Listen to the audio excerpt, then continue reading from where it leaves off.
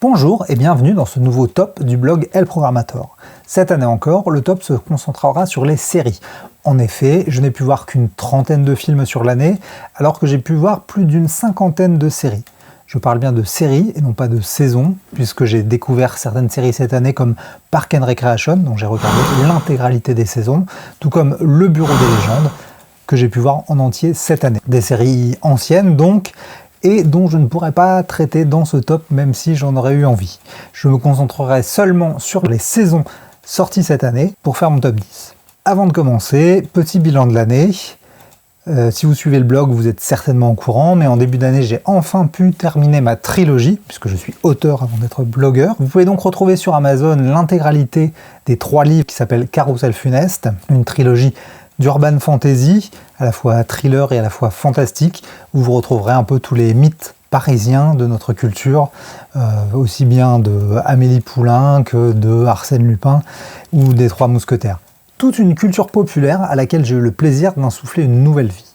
Cette année, ce fut aussi le lancement de ma nouvelle chaîne YouTube, Tarotor. Elle a peu de liens avec El Programmator, toutefois elle parle de création, puisqu'on y parle essentiellement de littérature, mais également de tarot, d'où le nom. N'hésitez pas à y faire un tour, vous pourrez déjà voir 4 émissions qui vous présentent 4 auteurs ou autrices différents, mais également d'autres émissions qui vous parlent un peu plus de l'univers du tarot.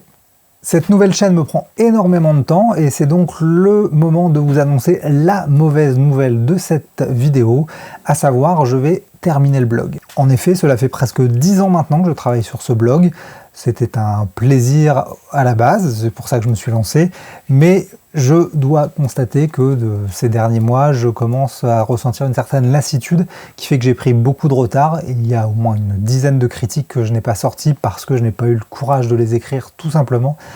Et face à cette lassitude et au besoin de temps pour continuer Tarotor, qui est un projet qui me motive nettement plus en ce moment, j'ai décidé, si ce n'est de l'arrêter, en tout cas de mettre en veille le blog. Donc ne vous attendez pas à avoir d'autres critiques en 2022 et théoriquement ne vous attendez plus à en voir. Par conséquent, cette vidéo de bilan est certainement la dernière aussi du blog, car je me vois mal faire des vidéos bilan sans avoir derrière toutes les critiques qui me permettent de revoir l'année après coup. Car chaque année, je me fais le même constat, c'est qu'arrivé à la fin de l'année, j'ai l'impression qu'il n'y avait quasiment rien d'intéressant cette année, et c'est seulement en revoyant toutes les critiques que j'ai pu faire dans l'année que je me rends compte des films ou des séries incroyables que j'ai pu voir, et que je me retrouve face à de véritables choix cornéliens pour n'en trouver que 10 à mettre en avant dans l'année. Bref, dernière vidéo bilan, donc j'espère que vous apprécierez le level up à la fois du son et de l'image. Il faut dire que je me suis pas mal équipé pour Tarotor, parce que c'était un projet que je voulais un peu plus qualitatif que les vidéos bilan que je faisais juste pour le fun. Et voilà, on va pas rester sur une mauvaise nouvelle, on va attaquer le bilan. Avant de commencer, quelques mots sur des séries dont j'ai pas pu parler, je suis vraiment triste de ça. Il y a Parks and Rec qui a été la série feel good de cette année, elle m'a fait vraiment énormément de bien. C'est une série comique qui aurait dû être un spin-off de The Office, mais ça n'a pas été possible. Mais on retrouve énormément de points communs, en tout cas avec la série d'origine. Il y a vraiment une construction assez similaire.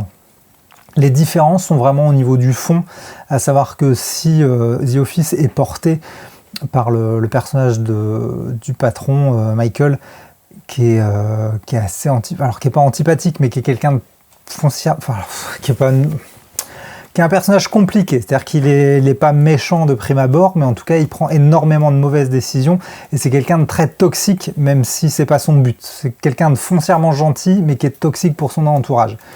Dans Parks and Rec, au contraire, le personnage de Leslie est éminemment positive, elle fait énormément de bien autour d'elle, donc c'est vraiment le complet opposé de Michael Scott, et c'est vraiment intéressant de voir justement comment s'articulent les deux séries avec ces différences majeures.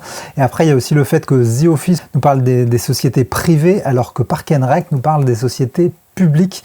Donc on est au cœur de l'État, de l'administration, donc on est sur des problématiques qui sont différentes et c'est intéressant donc d'avoir vraiment ces deux univers face à face. Alors je saurais pas dire si Parks and Rec est meilleur que The Office parce que les deux séries ont leur qualité, mais je pense que Parks and Rec est plus accessible parce que dans The Office il y a un humour un petit peu malsain puisqu'on rit beaucoup d'un quotidien qui est assez sordide. C'est toutes ces choses qu'on subit en entreprise et qu'on a du mal à vivre. Là on en rit. Mais ça peut être aussi pesant de rire de ça, d'avoir cette ambiance un peu plombante, très réaliste de milieu d'entreprise. Donc Parks and Rec, on est dans un truc un petit peu plus déjanté, et je pense que ça passe plus facilement. Et voilà. Bref, je crois qu'il y a 7 saisons de Parks and Rec, c'était tout un régal, les acteurs sont fabuleux, ça se réinvente tout du long. Franchement, c'est une série que je recommande énormément, n'hésitez pas à vous jeter dessus. Et dans les grandes découvertes de l'année, il y a eu aussi Le Bureau des légendes, série française Canal, dont j'entendais parler depuis des années, mais j'avais pas Canal. Là, j'ai profité d'avoir cette année un abonnement pour Canal Série pour me rattraper. Et j'avoue que c'est un petit bijou, hein. J'ai fait une critique complète sur le blog si vous voulez savoir ce que j'en pense.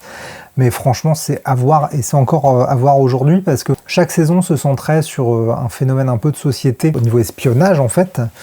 Mais ce qui fait qu'avec le recul, ça redevient toujours intéressant de regarder ces saisons parce que ça nous permet de réfléchir sur des phénomènes qui nous impactent encore aujourd'hui. C'est-à-dire qu'on voyait par exemple les débuts des conflits en Afghanistan et tous les enjeux qu'il y avait autour de ça, tous les enjeux géopolitiques. Donc c'est intéressant de revoir les saisons en sachant aujourd'hui comment ça a évolué. Ça nous permet de réfléchir à pas mal de choses. Et même au-delà de ça, les histoires sont passionnantes, c'est des scénarios très très humains, on est au plus près des personnages, et on est très loin de l'espionnage à James Bond avec des gadgets. Là c'est vraiment très réaliste, et on est au cœur de la manipulation humaine en fait. C'est vraiment des drames humains avant tout.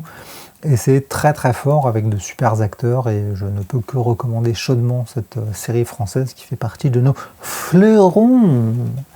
Voilà, bon. Ah oui, puis alors, une dernière chose dont j'aimerais parler quand même, c'est Cobra Kai, qui est aussi une série qui m'a fait beaucoup de bien. Pour ceux qui ne connaissent pas du tout, c'est un spin-off du film Karate Kid. Donc Karate Kid, c'est un film des années 80, si je ne me trompe pas, qui avait, qui avait marqué mon adolescence, parce que c'était le film de karaté de ma génération, hein, qui nous apprenait à faire du karaté en nettoyant les carreaux, hein, voilà. Qui n'a jamais fait ça, en lavant la voiture et en peignant une palissade. Bref, là, on part d'un postulat qui est juste génialissime, c'est en gros, 20 ans plus tard, qu'est-ce qui est devenu le méchant de ce film, en fait. Et par ce biais, on va bien entendu voir aussi qu'est-ce qui est devenu le héros, et on va croiser leurs vies respectives et voir l'influence qu'ils ont sur le monde qui les entoure. C'est super intéressant. Non seulement on les suit eux, mais on suit bien entendu les nouvelles générations. Donc ça va parler aussi aux adolescents, puisqu'il y a beaucoup de personnages adolescents dans la série. Ouais, c'est très drôle, c'est bien rythmé, il y a de très beaux combats. Et c'est vraiment fait très intelligemment. Je ne croyais pas du tout au projet, parce que je ne voyais pas l'intérêt de ressusciter Karate Kid, qui, au-delà du trip nostalgique, a jamais été pour moi un grand film. Mais là, je dois reconnaître qu'ils ont fait très très fort avec cette réactualisation de la franchise.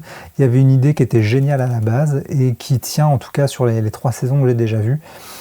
J'ai peur que sur la longueur ça s'essouffle, mais en tout cas là à chaque fois ils arrivent à réutiliser l'univers de Karate Kid, c'est-à-dire que non seulement ils utilisent le premier film, mais après ils utilisent les autres en faisant revenir des acteurs, en utilisant les films comme flashback. Donc il y a vraiment une utilisation du matériel d'origine qui est très intelligente et au service d'une histoire qui fonctionne vraiment très bien, avec des implications humaine très forte, beaucoup de personnages, on s'attache beaucoup à ces personnages aussi parce qu'ils sont bien écrits. Non, franchement, Cobra Kai c'est aussi une bonne série. Je regrette de ne pas avoir pu la mettre dans le top, mais il y avait vraiment du lourd cette année, enfin chaque année il y a du lourd, mais en tout cas j'avais beaucoup de choses à dire sur les 10 séries qui arrivent, donc j'ai pas pu le mettre dans le top.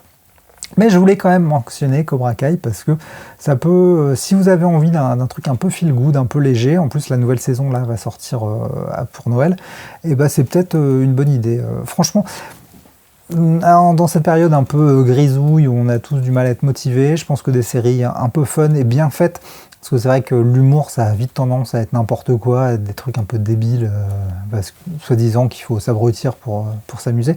Là au contraire c'est fait assez intelligemment, donc si vous avez envie de vous détendre, d'avoir quelque chose de léger mais pas débile, eh ben, je pense que Cobra Kai et Parks and Rec c'est de très bons choix. Voilà, maintenant on va pouvoir attaquer vraiment le cœur du sujet, donc le top 10, c'est parti. 10, c'est The Expanse, la saison qui est en cours. Donc je vais un peu vite en besogne, puisqu'elle sera peut-être pas bonne au final. Hein, mais The Expanse, il fallait absolument que je la mette dans mon top. Et l'année prochaine, je pourrais pas, parce qu'il n'y aura pas d'autres saisons l'année prochaine, puisque c'est la dernière saison. Et puis en plus, il n'y aura probablement pas de blog. The Expanse, je vous en ai déjà parlé l'année dernière, donc je vais peut-être pas tout vous refaire le topo, mais c'est une des meilleures séries de science-fiction de ces dernières années. Pour moi, ça défonce même des trucs un peu plus anciens. Oui, c'est à toi que je pense, Battlestar Galactica. Non, franchement, si vous aimez la SF, c'est un truc à voir absolument. Ils ont une façon... En fait, c'est l'univers qui est vraiment très très grand. Et ils ont une façon de réussir à faire coexister à la fois la Terre, Mars et la ceinture, c'est-à-dire tous les gens qui vivent dans l'espace. Et qui fait vraiment un monde très dense avec beaucoup d'enjeux. Et ça donne une histoire passionnante avec des personnages vraiment attachants, prenants. Et franchement, c'est une saga qui est très très chouette. J'ai hâte de savoir comment ça va finir. J'avais été un peu déçu donc, par la saison 3, je crois, qui se centre quasiment que sur une seule planète. Donc il y a un côté huis clos qui collait pas du tout avec la série, puisque pour moi, sa force, c'était le fait d'être vraiment réparti dans tout l'espace et de partir un peu dans tous les sens. Là, de recentrer la série sur une seule planète, le côté étouffant collait pas du tout, et on perdait en termes d'enjeu. Depuis la saison dernière, donc la 5, je pense, on a repris quelque chose de beaucoup plus spatial, de beaucoup plus réparti. Et là, la nouvelle qui vient de reprendre, donc la 6, je pense, et semble tout aussi forte. On a des enjeux... La saison précédente s'est terminée sur un cliffhanger assez fou. Donc là, on a des enjeux qui sont assez déments là, pour terminer la série, avec des drames humains très forts, vraiment des oppositions shakespeariennes, je dirais. Donc il y a tout ce qu'il faut pour que ce soit vraiment un final dantesque. Après, l'erreur est toujours possible. On n'oubliera pas la dernière saison de Game of Thrones, où il y avait tout ce qu'il fallait pour que ce soit génial, et ça ne l'a pas été. Donc je ne vais pas trop me mouiller sur cette dernière saison. Pour l'instant, ça part bien, mais ça peut mal finir. Je n'espère pas. Mais quoi qu'il en soit, même si la dernière saison est pas bonne, faut absolument voir les premières, parce que c'est une référence pour moi en matière de SF. En 9e position, on trouve What We Do in the Shadow. Alors c'est une série qu'on trouve sur Canal+. Bah oui, parce que comme je vous l'ai dit juste avant, j'ai réussi à récupérer ma Canal série, donc j'essaye de plonger au cœur et d'avoir le maximum de séries sur ce catalogue. Et il y a des choses très bien, notamment donc What We Do in the Shadow, dont j'avais entendu parler il y a longtemps, puisque c'est adapté d'un film de Taika Waititi. Donc c'est le réalisateur de Jojo Rabbit, mais aussi du Thor Ragnarok, si je ne m'abuse, et qui est un génie complètement fou. Et What We Do in the Shadow, c'est vraiment une série génialissime. En fait, on est dans le principe du mockumenteur, un peu à la Parks and Rec et à The Office, sauf que là, c'est une équipe de journalistes qui suit la vie d'un groupe de vampires qui vit en coloc, en fait. Donc il y a 4 vampires et leur serviteur, en fait, Guillermo. Alors c'est une série qu'il faut absolument regarder en VO, par pitié, ne regardez pas la série en VF. Parce qu'en fait en VO, ils ont tous des accents de fou, notamment Nandor, l'inflexible, qui est entre parenthèses le chef de groupe. Il a un accent iranien, a priori, si je ne me trompe pas. Qui est juste fabuleux, et il y a Nadia, elle a un accent grec, et Laszlo, lui, il a un accent anglais. Donc il y a vraiment des accents très très différents qui donnent vraiment un univers très particulier, en fait, qu'on ne retrouve pas du tout en VF, parce qu'ils ont pris des voix assez random, et ça fait le sel aussi de la série d'avoir ces voix ces voix très marquées, en fait, ces identités vocales très fortes. Et donc la série est très très drôle, c'est vraiment inventif. Il y a un des personnages, mon personnage préféré, et donc là, je vais vous parler de la 3e saison qui est sortie cette année. Et justement, c'est une saison qui met un peu plus en avant ce personnage, qui s'appelle Colin Robinson, et qui a la particularité, contrairement aux 3 autres, d'être un vampire psychique. Donc lui, il ne boit pas le sang, en fait, il boit les émotions, et du coup, il génère des émotions négatives chez les gens pour pouvoir s'en nourrir. Donc en gros, c'est un mec chiant. Sa vie, c'est d'être chiant, parce que plus il fait chier les gens, plus il peut se nourrir d'eux. Ça, c'est juste fabuleux. C'est une vanne qui est utilisée à plusieurs reprises et qui est assez incroyable. Et c'est juste une des subtilités de la série qui est très très forte. Au niveau des effets spéciaux, ils arrivent à avoir des choses qui sont pas mal du tout. Ils ont des make-up qui fonctionnent bien. Ils ont quelques effets de transformation qui marchent bien aussi. Non, franchement, à la fois visuellement et en termes d'écriture, c'est une super série si vous avez envie de vous marrer. Cette année, c'était un peu l'année du... On a besoin de feel good. Alors pas que, mais en tout cas, j'ai cherché à avoir du feel good. Et là, What We Do in the Shadow, ça fait partie des très bons choix si vous avez envie de vous éclater. C'est bien écrit, c'est bien réalisé, c'est bien joué, c'est intelligent, c'est inventif. Franchement, ça n'a pas loupé. What We Do in the Shadow. En 8e position, on trouve une série coréenne, et non, ce ne sera pas Squid Game, c'est Sweet Home, dont je vous ai déjà parlé dans le précédent top, pardon. J'avais pas pu le mettre dans le top puisque la série n'était pas encore terminée, je venais juste de la commencer, et comme je l'avais prévu, c'était vraiment génial. Franchement, c'est une série que je recommande énormément. Donc là, on est sur de l'horreur coréenne, de l'horreur d'action. Donc c'est un immeuble qui se retrouve isolé, assailli par une horde de monstres. En fait, il y a des monstres qui jaillissent dans tout le pays, qui massacrent tout le monde. Et là, il y a un groupe d'habitants d'un immeuble qui arrive à s'enfermer et à survivre dans un immeuble. Donc c'est à la fois de la survie, donc de voir comment ces gens arrivent à collaborer ensemble, mais à la fois aussi du film de monstres. Donc tu as des nouveaux monstres à peu près à chaque épisode. À chaque fois, ils essayent de trouver des façons de les tuer.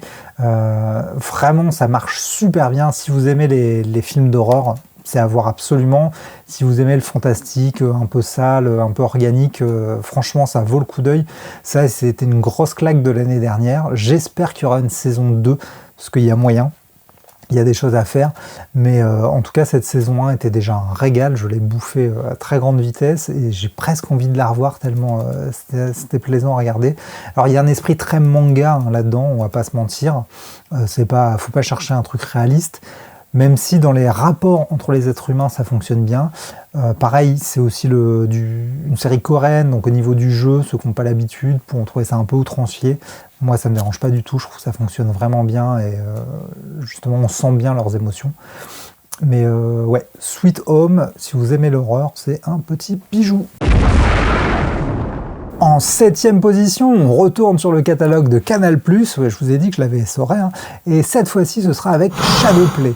Donc Shadowplay, c'est une série canado-franco, enfin bon, c'est un gros melting pot. C'est une série historique qui se passe juste après la Seconde Guerre mondiale, à Berlin, et qui va suivre un policier américain qui vient à Berlin pour aider la police berlinoise à se structurer, sachant que son véritable objectif, c'est de retrouver son frère, un GI, et qui a disparu. La série est super bien écrite, il y a un casting de fou, on retrouve notamment Michael C. Hall dans le rôle d'un ambassadeur américain, qui est pas très net, mais il y a une ambiance... Il y a une ambiance vraiment très intéressante, il y a un petit côté un peu Seven, puisqu'on va suivre aussi un tueur en série qui massacre des nazis, mais bon, qui n'a pas l'air très très frais non plus. On voit comment il y a toutes les implications géopolitiques en fait, c'est-à-dire qu'on voit comment les différents pays essayent de prendre le pouvoir sur Berlin, en tout cas d'essayer de prendre le contrôle de l'Allemagne. Donc on voit qu'il y a quand même des enjeux économiques, politiques derrière aussi la façon dont la guerre s'est terminée. Et il y a aussi tout le côté humain de suivre ces Berlinois en fait qui ont été entraînés dans cette guerre malgré eux et qui maintenant doivent en payer les conséquences et essayer de se reconstruire une vie malgré tout ce qui se passe autour d'eux. Donc il y a vraiment beaucoup d'enjeux très intéressants. Et en termes de réalisation, il y a un petit truc que je trouve génial, que j'appellerais le Shadowplay en fait, du nom de la série, qui est que dans chaque épisode, on va avoir un moment où un des personnages sera complètement isolé, comme sur une scène, dans le noir, avec une lampe qui passe devant lui. Et en fait, à ce moment-là, ce personnage va transmettre sa vérité, en fait. Il s'adresse directement à nous et il va raconter ce qu'il définit vraiment. Ce qui fait qu'on passe à un moment de l'autre côté de la barrière, on rentre un peu plus dans le cœur des personnages et il y a un effet assez fort en termes d'attachement. Le fait de passer comme ça de l'autre côté de la barrière, de mieux comprendre ces personnages, de voir leurs failles, leur côté sombre, ça a quelque chose de très fort et très marquant. Donc voilà, visuellement c'est incroyable, la reconstitution du Berlin en ruine, elle est fabuleuse. Franchement, c'est une grande série. J'espère qu'il y aura d'autres saisons parce qu'il y a la possibilité d'étendre l'univers de façon assez dingue, notamment sur les enjeux politiques, parce que là, ils ont peu de temps au final pour les développer. Il y a tellement d'intrigues qui s'entremêlent. Et celle notamment du tueur en série prend beaucoup d'importance. Donc il y a tellement d'intrigues qu'au final on n'a pas le temps de trop s'apesantir sur les différentes influences entre à la fois les Français, les Russes et les Américains. Les Français par exemple, on n'en parle quasiment pas. Et je pense qu'il y a quelque chose de super intéressant à faire sur la façon dont chacun essaye de s'accaparer un peu une part du gâteau. Donc voilà, Shadowplay sur Canal, pour l'instant il n'y a qu'une saison, j'espère qu'il y en aura une autre, mais ça vaut vraiment le coup d'œil. En 6e position, on retrouve la série qui a probablement le plus fait parler d'elle cette année, c'est-à-dire Squid Game. Et ouais, je suis moi-même étonné qu'elle soit pas plus haut dans le top parce que j'avais une hype de dingue sur cette série. Je l'ai découverte dès qu'elle est sortie, donc avant qu'on en parle vraiment beaucoup. Je me suis pris une grosse claque, je les ai bouffés mais à une vitesse hallucinante. Et pourtant, j'aurais pu être très critique parce que je suis un grand fan de Battle Royale. J'ai déjà vu pas mal de choses dans ce genre-là, notamment Hunger Games, bien entendu. Donc, le thème en lui-même me paraissait pas fou.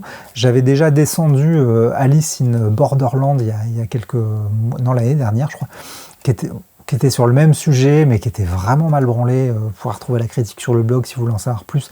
Mais pour moi, ça fonctionnait pas du tout. Là, Squid Game, c'est parfait. Il n'y a rien de vraiment original, mais tout est suffisamment bien construit pour que ça fonctionne de fou. L'univers, ce truc qui réutilise tous les codes des jeux d'enfants, moi ça m'a vachement fait penser à 20th Century Boy, qui est un manga incroyable, où on a tout ce truc de un traumatisme infantile qui va ressurgir au final sur le présent et impacter tous les gens des années plus tard. Là, on a aussi ce truc en fait où vraiment les candidats se retrouvent plongés un peu dans leur enfance, dans quelque chose de très pas primal, mais en tout cas qui résonne en eux au plus profond d'eux en fait, et ce souvenir un peu sacré va se retrouver dénaturé par la mort tout simplement, puisque c'est ça, et par le capitalisme aussi, puisqu'ils font tout ça pour l'argent. Il y a des messages très forts dans la série. Je trouve qu'il y a un soin énorme qui est apporté à la manipulation sociale. Parce que certaines personnes ont tiqué sur le fait que les gens ne pouvaient pas... que c'était pas crédible que les gens se comportent comme ça. Moi, je suis pas d'accord du tout, puisque je trouve que du début à la fin, la série est écrite pour qu'on comprenne bien comment tous ils se font endoctriner, comment ils en arrivent à faire les choix qu'ils font, parce qu'il n'y a vraiment rien qui est laissé au hasard. Dès la première fois où les gens qui organisent le Squid Game prennent contact avec leurs candidats, il y a déjà une intention en fait. Tout est graduel, tout est fait pour les pousser dans une direction précise. Donc en termes d'écriture, moi j'ai trouvé ça brillant, les personnages sont géniaux, c'est passionnant. Alors oui, les jeux sont pas fous, du tir à la corde, de la marelle, du jeu de billes, c'est débile effectivement, mais on s'en fout en fait. Ce qui est fort, c'est la façon dont ils l'utilisent. Et c'était ça la force de la série en fait, c'est pas le choix des jeux, c'est pas l'inventivité derrière ces jeux, c'est ce qu'ils ont réussi à faire de ces jeux, de la densité qu'ils ont réussi à leur donner en fait. Donc Squid Game, ça fait vraiment une série pour moi qui est à voir.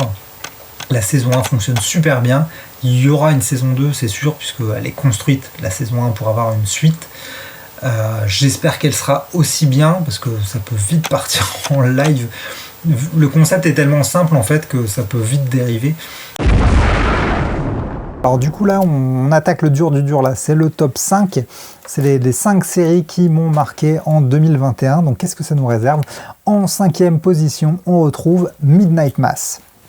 Alors j'imagine que vous en avez entendu parler, c'était la nouvelle série de Mike Flanagan.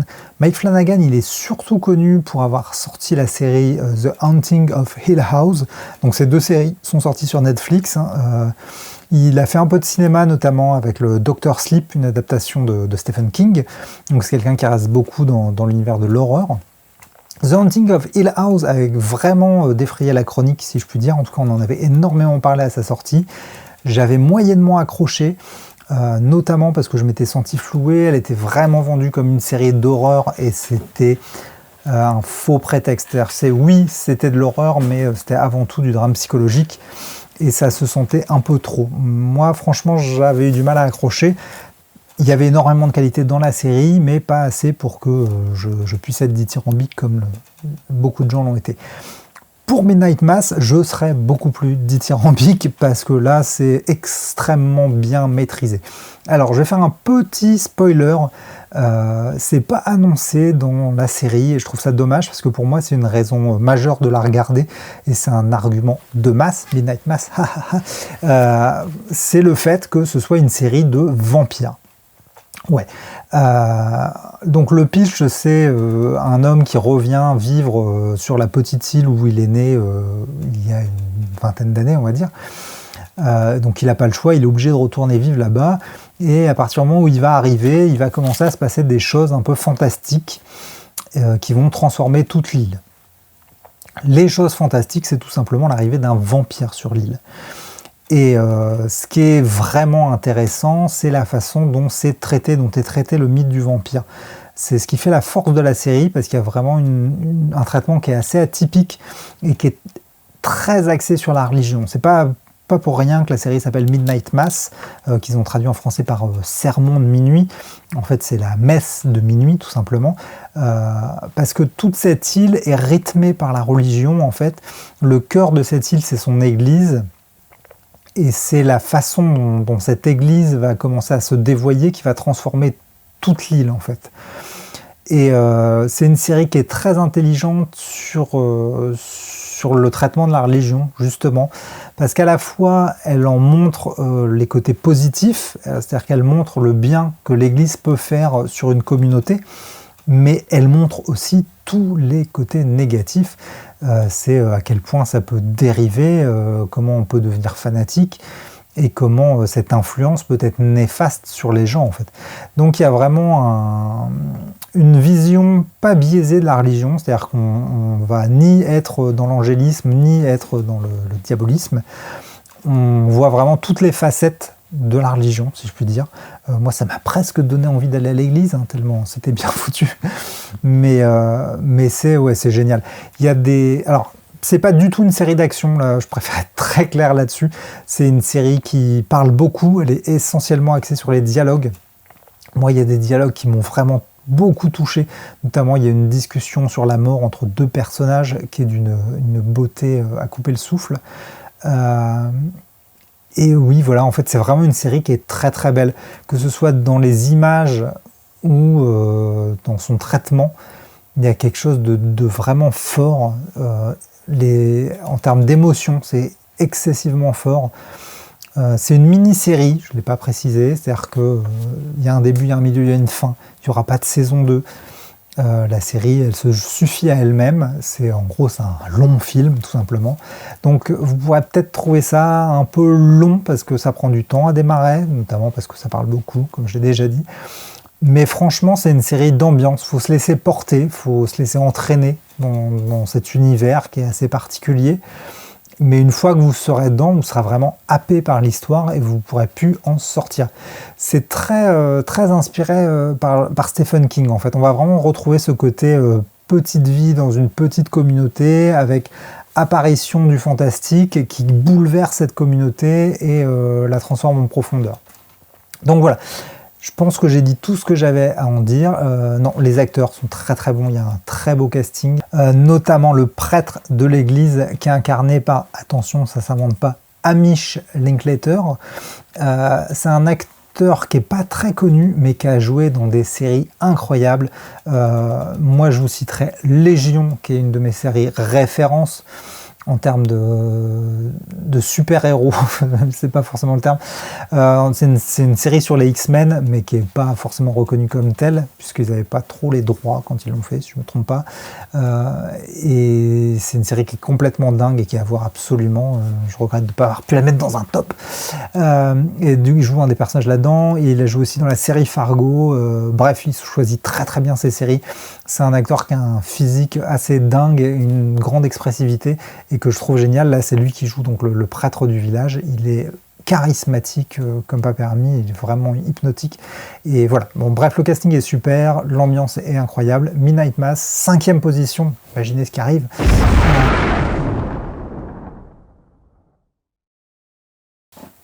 En 4e position, on retrouve la saison 5 de Gomorrah.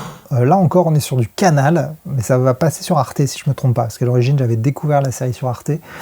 Donc 5e saison, c'est la dernière saison. Gomorrah, c'est une série qui vous parle du crime organisé en Italie, en fait, et qui se concentre essentiellement sur une banlieue italienne. En fait, c'est vraiment ce qu'on peut imaginer de pire en termes d'urbanisme oppressif. En fait, je pense que quand les gens parlent de la menace des banlieues, ils doivent penser à ça.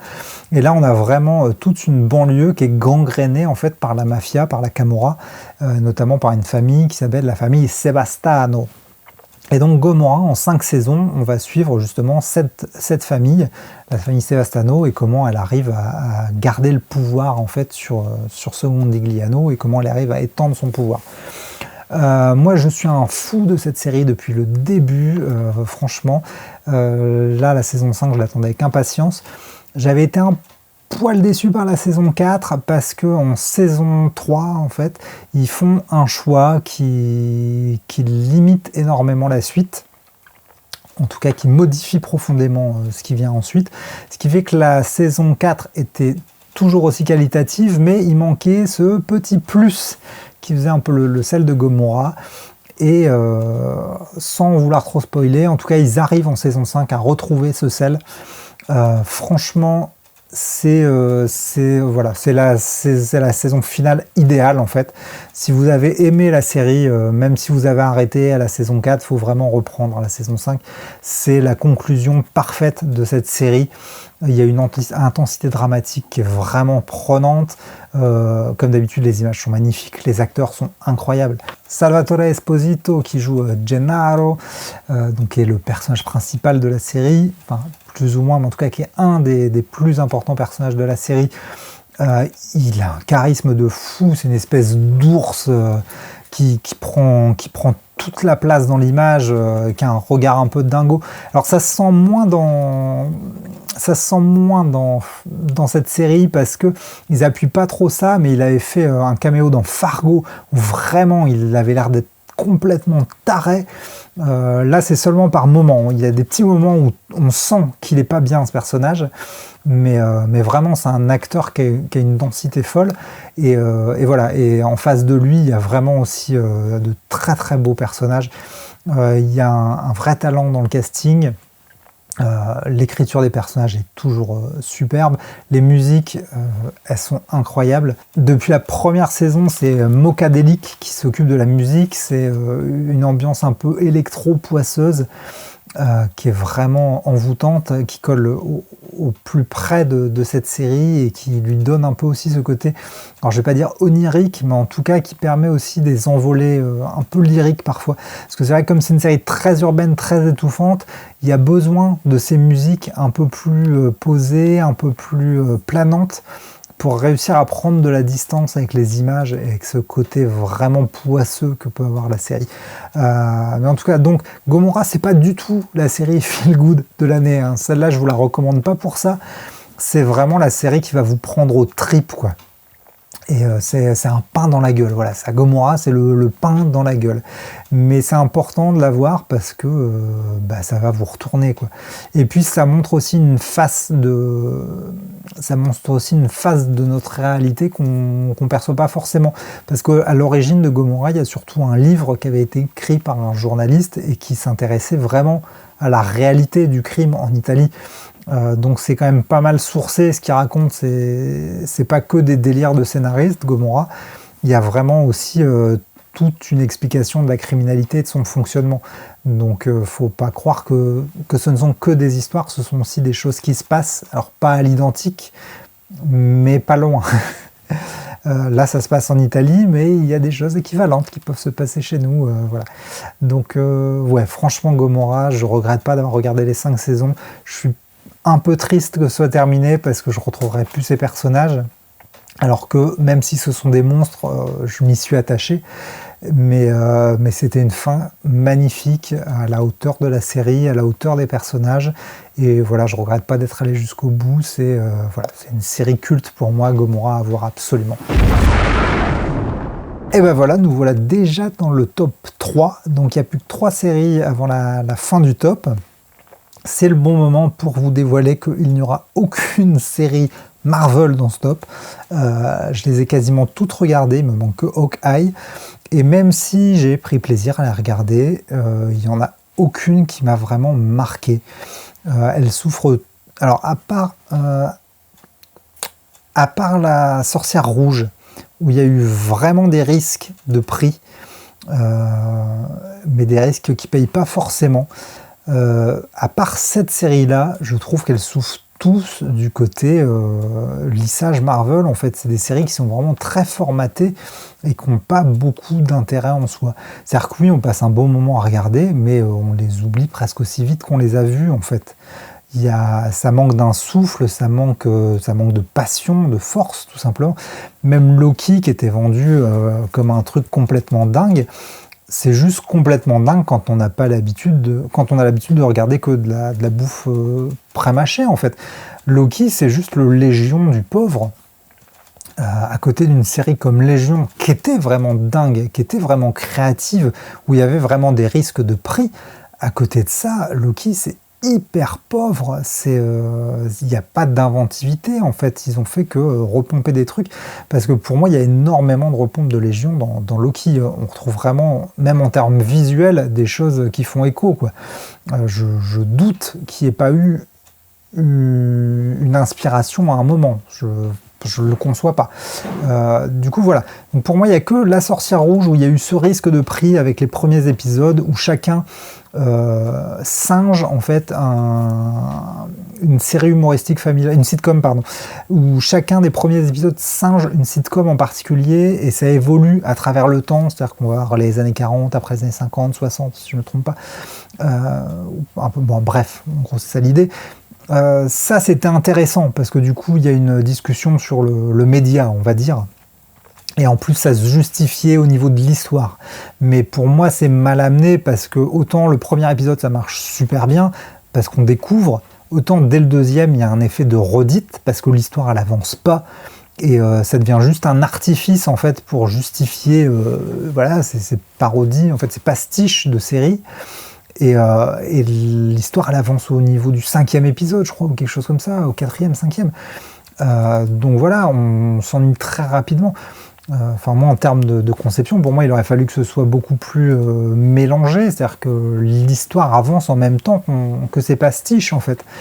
Et du coup j'ai trouvé ça très bancal la construction. Et ça fonctionnait pas du coup pour moi, c'est pour ça que c'est pas dans le top 10 où j'ai des choses qui fonctionnent et pas des choses bancales. Donc pour moi voilà, la seule série que je retiens vraiment de tout ce qui a été produit là sur les films Marvel, c'est La Sorcière Rouge, où vraiment il y avait un truc inventif. Les autres, pour moi, ça se regarde bien sûr, mais voilà, il y en a plein des séries comme ça qui se regardent, et malheureusement, ils vont en faire encore plein comme ça. Et c'est à la fois la mort des séries, comme Marvel, c'est la mort du cinéma, en fait. On est vraiment dans des produits, c'est du McDo, voilà, c'est... Oui, ça coupe l'appétit, oui, ça a l'air sympa, oui, c'est fun de le manger avec ses potes, mais au final, ça nous apporte très peu. Ça ne nous nourrit pas. Voilà, c'est creux, c'est artificiel, ça manque d'âme, tout ça, et voilà. Donc c'est pour ça qu'on parlera pas des séries Marvel, parce qu'elles sont au niveau des films, c'est impressionnant, mais il y a beaucoup de gueule et il y a très peu de corps. Donc on va maintenant se concentrer sur des choses qui ont du corps, qui ont de l'âme, qui ont des tripes.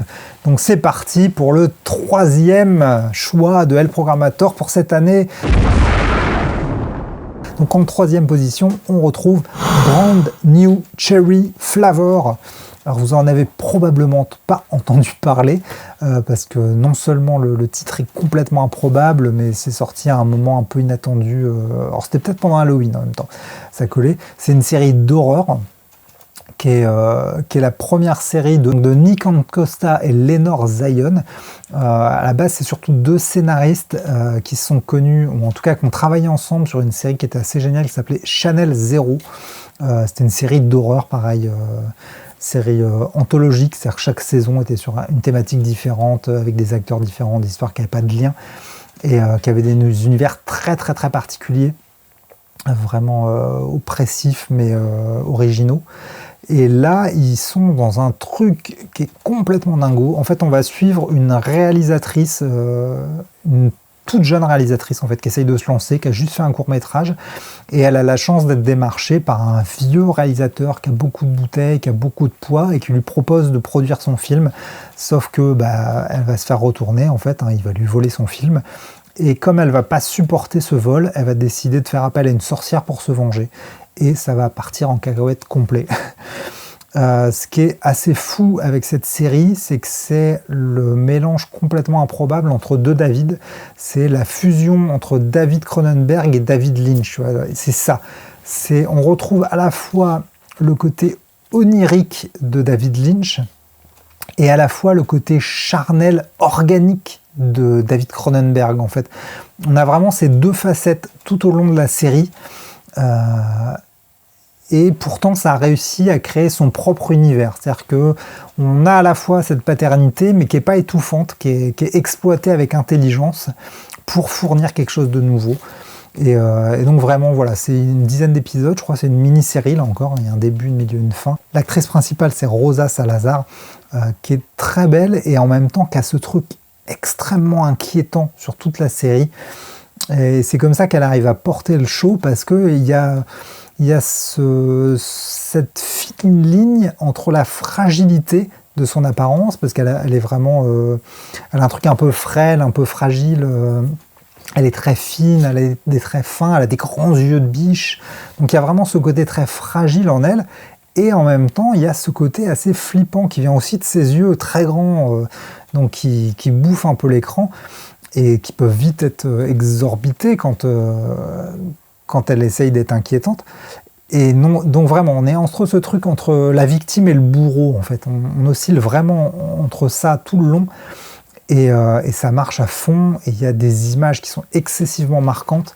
Bon, il y a une scène de sexe que je n'oublierai jamais tellement elle est perturbante. Là, on est sur du pur Cronenberg, on est sur du Vidéodrome à ce niveau, ou du Existence. On est vraiment sur des trucs organiques qui secouent. Et à côté de ça, il y a des trucs beaucoup plus oniriques où on se perd un peu dans des mondes plus difficiles à comprendre. Voilà, enfin l'histoire est très bien racontée, elle est à la fois très prosaïque, on va dire, puisqu'au final c'est juste la vengeance d'une réalisatrice, enfin d'une femme en fait qui se fait exploiter par un homme. Ça c'est aussi un schéma qui est très classique. Et c'est amusant aussi de voir qu'il y a un côté très appropriation culturelle aussi dans l'histoire en fait. C'est développé au fur et à mesure, mais on comprend que ce vieil homme blanc, il s'accapare aussi un imaginaire exotique à travers cette femme. Et donc oui, ça traite à la fois du patriarcat, à la fois du colonialisme, à la fois du cinéma, bien sûr, parce qu'on parle de cinéma quand même, c'est le sujet cœur de la série. Donc il y a beaucoup de thèmes, visuellement c'est impressionnant, les musiques sont top, il y a une ambiance qui est très forte, il y a de super acteurs. Voilà, donc là encore on est sur de l'horreur, donc ce sera pas pour tout le monde, c'est quelque chose de très poisseux là encore. C'est pas vraiment feel good non plus, mais c'est incroyable, vraiment vous allez prendre un vrai choc. Et voilà, si l'horreur ou le fantastique, ça vous intéresse, c'est quelque chose à voir, Brand New Cherry Flavor.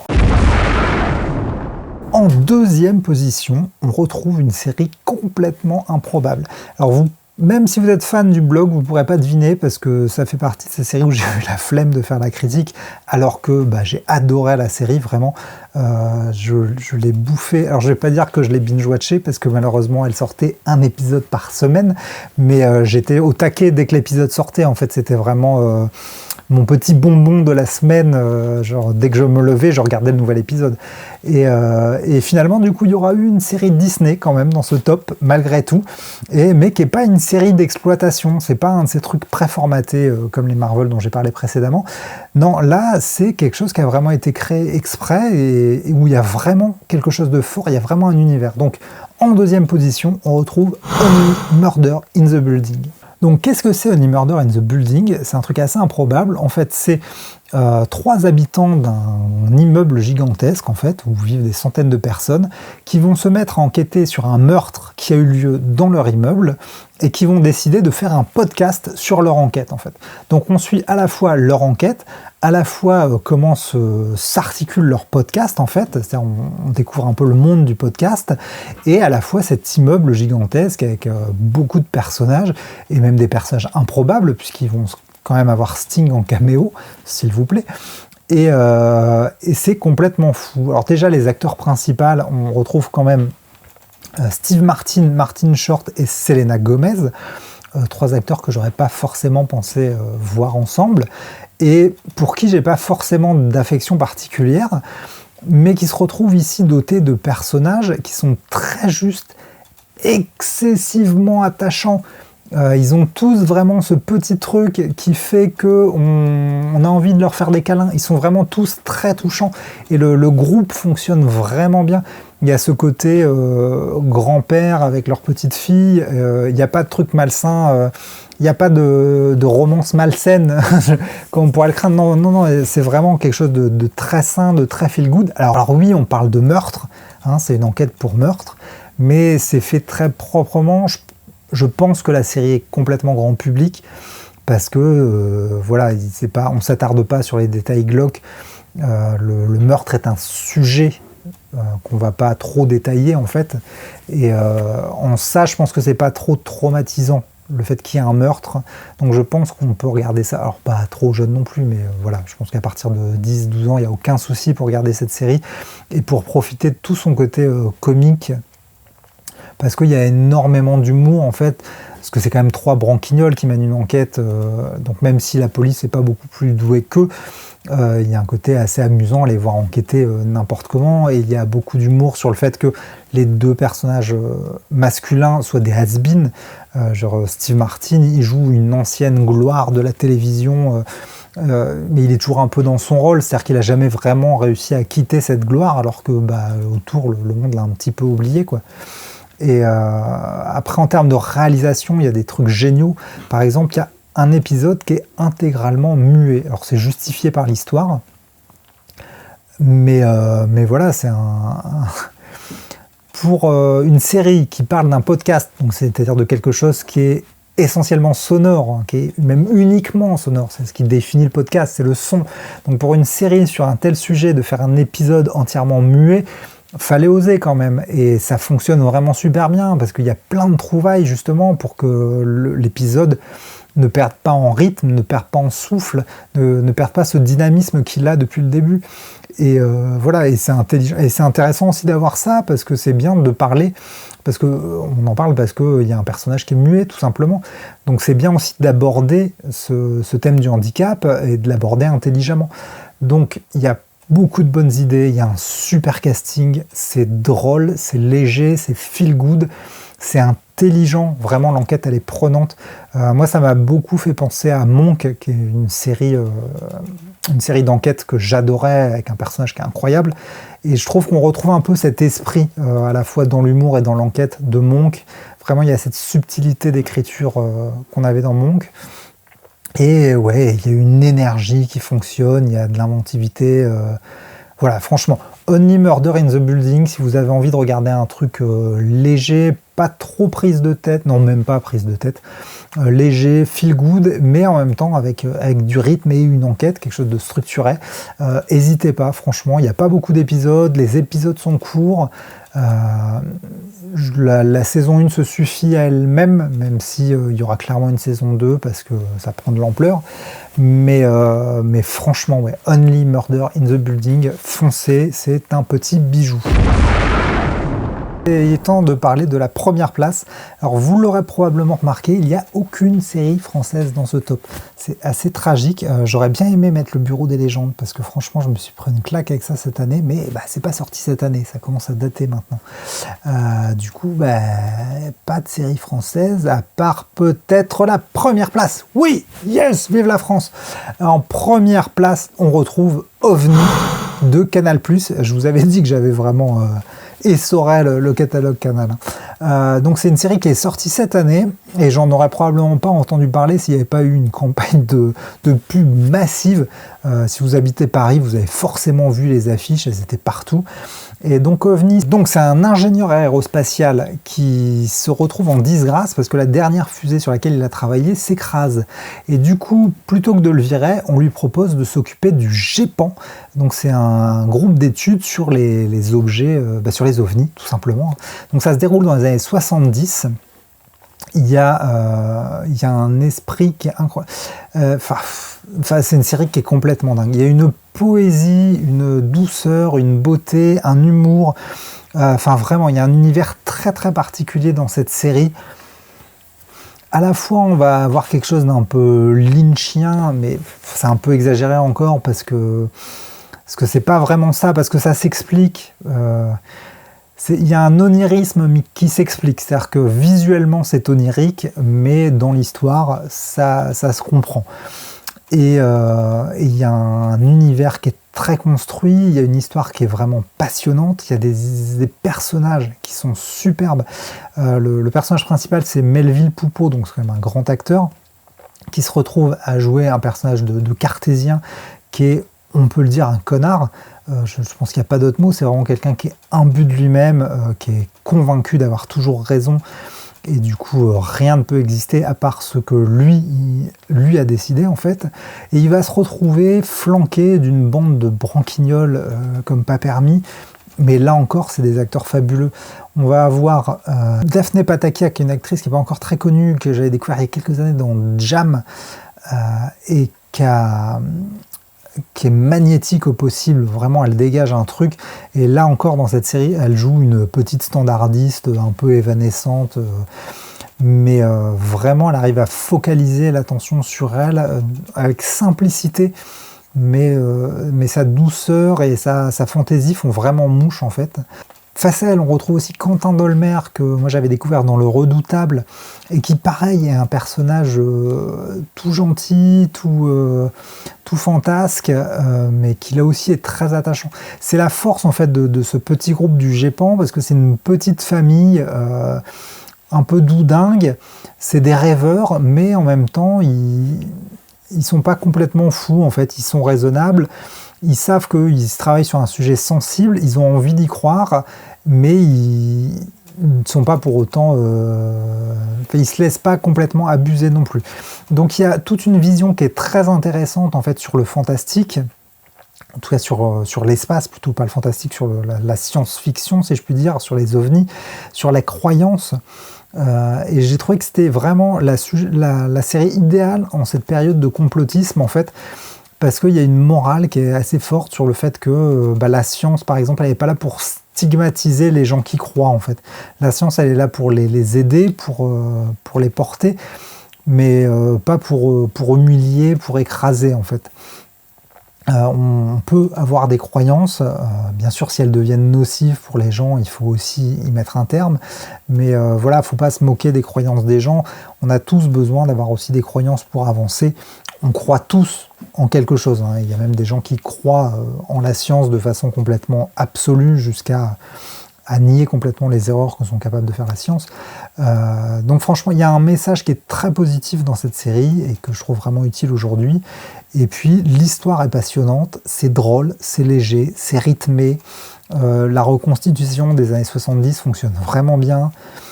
Enfin voilà, c'était vraiment une série unique. Moi je l'ai bingé, je crois que ça fait partie des rares séries que j'ai regardées en une journée. J'ai vraiment tout regardé parce que je pouvais plus m'arrêter, j'étais vraiment happé complètement dans cet univers qui tenait complètement la route. Il y a plein de bonnes idées, rien que le truc au tout début des flamants roses, enfin c'est génial quoi. Et après les personnages qui se retrouvent flanqués de ce flamant rose jusqu'à la fin, pas trop savoir quoi en foutre parce que qu'est-ce que tu fais d'un flamant rose. Et voilà, il y a plein de petites choses qui font que cette série elle a un univers très particulier, qui fonctionne, qui est beau, qui est unique. Et moi j'ai vraiment envie d'en voir plus, j'espère vraiment qu'il y aura une saison 2 parce que le cliff de fin il est juste parfait et il y a moyen de faire encore plus.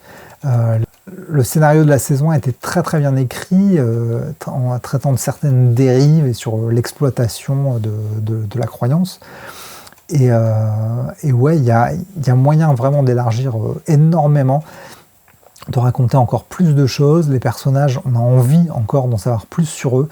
Donc j'espère qu'il y aura une saison 2. Mais en attendant, je vous recommande énormément cette saison 1, qui pourrait se suffire à elle-même quasiment, qui est belle, qui vous fera du bien, parce que vraiment, c'est feel good. Et voilà, donc faut pas hésiter. Des séries françaises de ce niveau, il n'y en a pas tant que ça. Parce qu'on n'a pas non plus les budgets des Américains, on n'a pas, voilà, c'est aussi une histoire de moyens, il n'y a pas que ça, mais c'est aussi une histoire de moyens. En tout cas, là, il y a les moyens qui ont été mis, il y a eu une prise de risque réelle, parce que c'est pas une histoire évidente à raconter, c'était pas dit que le public suive sur un sujet pareil, mais voilà, ça fonctionne vraiment de fou. OVNI, faut pas hésiter, c'est mon choix. OVNI, c'est vraiment le choix El Programmator de 2021. Faut vraiment voir cette série, ça vaut le coup d'œil. Et c'est fini pour aujourd'hui. Et voilà, ce top 10 est maintenant terminé. J'avoue que je ne sais pas trop comment terminer cette vidéo puisque c'est la dernière du blog, puisque c'est la fin du blog, ce qui n'est pas une nouvelle dingue. Mais bah voilà, c'est ça la vie. La vie, c'est aussi des cycles. Il faut savoir se réinventer, se renouveler. Quasiment 10 ans de blog, ça me semble quand même plutôt pas mal. J'espère que j'ai pu être utile à quelques-uns d'entre vous. Je sais qu'il y en a qui m'ont remercié des fois pour leur avoir fait découvrir des choses. C'était à ça que servait ce blog essentiellement, c'était de partager mes coups de cœur en fait, de montrer ma vision du cinéma, ma vision de la création et de comment j'aimerais que ça s'oriente et comment ça me paraît pertinent de l'orienter. Donc maintenant, si vous voulez suivre mon travail, ce sera sur Tarotor. J'ai pas mal d'invités encore de prévus là pour 2022. C'est vraiment un projet qui me porte énormément parce que c'est super de pouvoir rencontrer des créatifs comme ça et de s'entretenir avec eux, de faire découvrir des gens comme ça et aussi de vous faire découvrir le tarot qui est un univers assez incroyable, qui est d'une richesse folle et j'espère justement pouvoir vous faire découvrir cette richesse parce qu'elle est vraiment méconnue. On est très loin de se limiter au tarot de Marseille et aux vieilles voyantes. Donc voilà, Tarotor pour me suivre, mes livres bien entendu sur Amazon, la trilogie Carrousel Funeste, et puis il y aura sûrement d'autres projets. Si j'ai des nouvelles actus, j'en parlerai sur le blog quand même, puisque je ne compte pas le fermer, il y a quand même presque 10 ans d'archives, ce serait dommage de tout faire disparaître, ça je n'y compte pas, et peut-être, qui sait, quand même une vidéo l'année prochaine. J'y crois pas parce que, comme je vous l'ai dit, sans avoir le listing de l'année, c'est compliqué de faire des vrais choix pertinents, ou alors ce serait juste pour aborder quelques coups de cœur de l'année sans vraiment les classer, quoi. Voilà, en tout cas, je vous remercie d'avoir regardé cette vidéo jusqu'au bout. Je vous remercie d'avoir soutenu le blog. C'était chouette d'avoir des gens avec qui parler de temps en temps, des séries et des films. Moi, ça a vraiment été un grand moment, le blog. Je pense que je le regretterais, mais bon, voilà, je vois que j'arrive plus vraiment à suivre et que la passion n'est plus là, donc autant en finir avant qu'il ne soit trop tard.